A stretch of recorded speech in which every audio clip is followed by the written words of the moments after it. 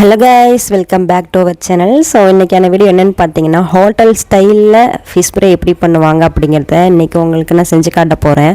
So வாங்க வீடியோக்குள்ளே போயிட்டு எப்படி பண்ணுறதுன்னு பார்ப்போம். ரொம்ப ஈஸி தான், டேஸ்ட்டும் நல்லாயிருக்கும்.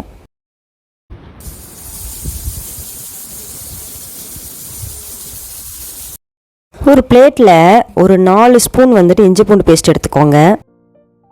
ஒரு லெமனோட ஜூஸை எடுத்து அதோட மிக்ஸ் பண்ணிக்கலாம்.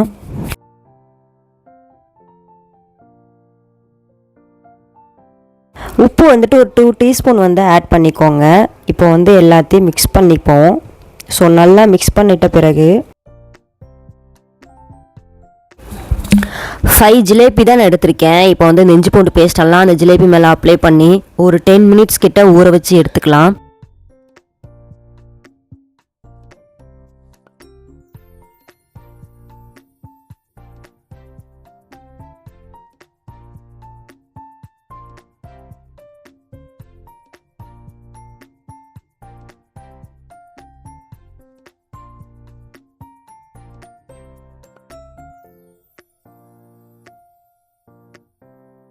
இன்னொரு பிளேட்டில் 1 கப் அரிசி மாவு,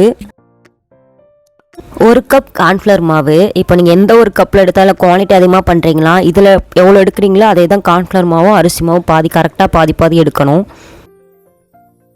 அது கூட 3 டேபிள் ஸ்பூன் மல்லித்தூள், 1 டீஸ்பூன் மிளகாத்தூள், 1 டீஸ்பூன் மிளகுத்தூள், 2 table spoon garam masala. So தேவையான அளவு உப்பு, இதெல்லாம் மிக்ஸ் பண்ணிக்கோங்க. அண்ட் மிக்ஸ் பண்ணிவிட்டு கரெக்டாக உப்பு காரெல்லாம் உங்களுக்கு ஓகேவாக இருக்கான்னு செக் பண்ணிக்கோங்க. ஓகே அப்படின்னா ஒன்றும் பிரச்சனை இல்லை. அப்படி பத்தலை அப்படின்னா எக்ஸ்ட்ரா ஆட் பண்ணிக்கோங்க.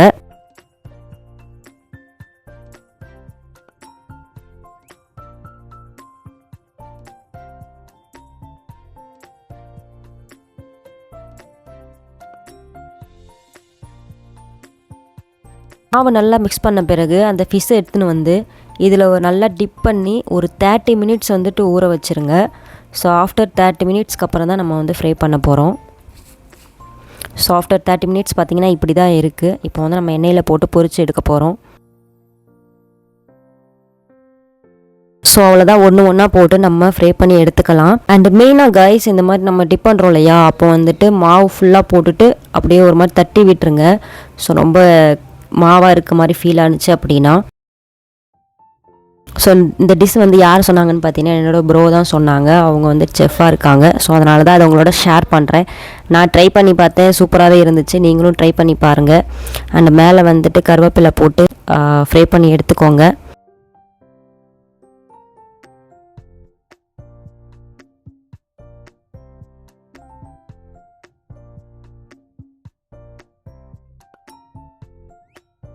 அவ்வளோதான் கைஸ், இந்த வீடியோத்தோட முடிஞ்சிருச்சு. ஸோ இந்த டிஷ் உங்களுக்கு பிடிச்சிருக்கு அப்படின்னா மறக்காமல் செஞ்சு பாருங்கள். அண்ட் இந்த வீடியோ பிடிச்சிருக்கலாம் லைக் பண்ணிக்கோங்க. அண்ட் நம்ம சேனலில் மறக்காமல் சப்ஸ்கிரைப் பண்ணி வச்சுக்கோங்க. ஏன்னா நிறைய கண்டென்ட் நம்ம போட போகிறோம். ஸோ தேங்க்ஸ் ஃபார் வாட்சிங்.